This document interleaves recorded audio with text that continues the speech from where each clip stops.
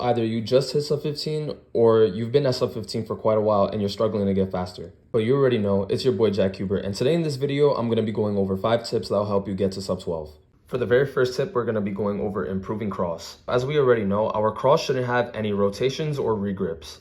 So for this example, I'm gonna be using these 3 cross edges already solved, but this bad edge needs to go back here.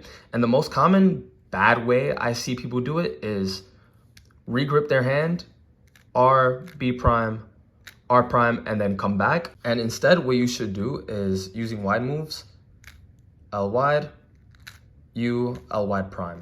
And this is just really easy to do. It's basically the same exact algorithm, but just regripless. Another thing that'll help you do cross regripless is starting off not only white on bottom, but you could also have it in any other angle just to make your executions even easier.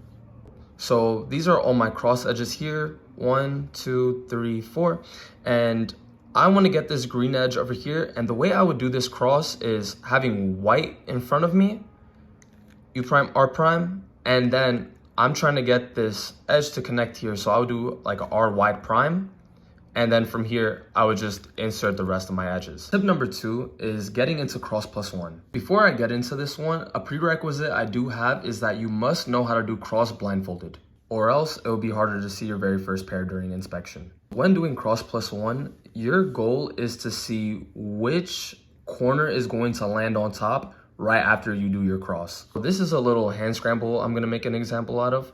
So for this cross, these are all my edge pieces right here, and I want to focus on this corner. And mind you, I already inspected it. Something cool I did notice is that I'm also going to make an X cross, but even if you do know you're going to make an X cross, it makes it much easier to predict even further.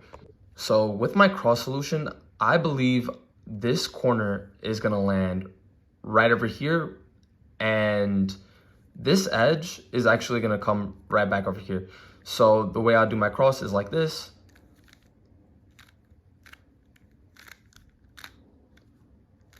And exactly, I was right. So I have this case over here, and this makes it a lot easier to get into my very first pair of F2L. So in case it was pretty difficult to understand how exactly I did that, here's a nice drill that could get you into cross plus 1. Go to CS timer, and on the first box, click 3x3 CFOP, and on the second box, click easy cross. From there, you can start inspecting for your very first pair and time how fast you can do cross plus 1. Tip number 3, start getting into doing keyhole. At sub 15, your intuitive F2L is most likely pretty solid, but I would still suggest that you keep reviewing the cases that you do struggle with. But getting into keyhole is going to help your look ahead a lot, all cause it doesn't move the top layer too much, and so it makes it a lot easier to see what else is going on in the cube. Using this case over here, I'm going to do a D prime because this corner needs to go in between this slot in order to match this.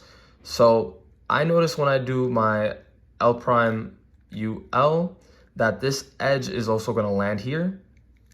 And when I do a D, it's a lot easier to go ahead and track into my very next pair. Another example, because why not? So same exact case, but we're going to do it from this angle and it needs to go towards the back. So moving it away, U D prime, insert the corner. I notice that this is not getting touched at all. So as I do this, it's a lot easier for me to go straight into my next pair. Tip number 4 is really drilling your look ahead. You're good at spotting pairs, but now it's time to track them. And by spotting, I mean going straight into this case and then now trying to see what's next. When you're doing your slow solves, practice as you're doing your pair, you're not looking at exactly what you're doing, but looking at how it affects your other pieces. So as I insert this back pair, I notice this edge is coming up and then this corner is on the bottom, and I could go straight into doing this. And as I'm inserting this pair, I also notice this. And then now as I'm inserting these, I have to also look out for this as well. And then do my very last pair. And then that's my little example of just practicing your look ahead and trying to track your pieces. Tip number 5, fix all your bad last layer algorithms. Last layer is all about how fast you are executing your algorithms. So if it is slowing you down, you must fix it. This case specifically used to slow me down a lot. I used to start from this angle right over here and then do this. I haven't used that alg in a while, but as you can tell, that was very choppy and definitely slowed me down. And then when I switched into the Colin Burns algorithm for this case, it completely made this so much easier for me to do. So when the algorithm isn't the problem, but your finger trick is, I'm gonna use this T-perm as an example. So something I used to do that helped me back a lot was regrip, another regrip. Ever since I made it regripless, it's been much smoother for me to execute a T-perm. That's it for this video. If you want to check out some Sub-12 example solves, I'll have the link down in the description. Besides that, if you found this video very useful, go ahead and like and subscribe for more cubing gains. Peace out.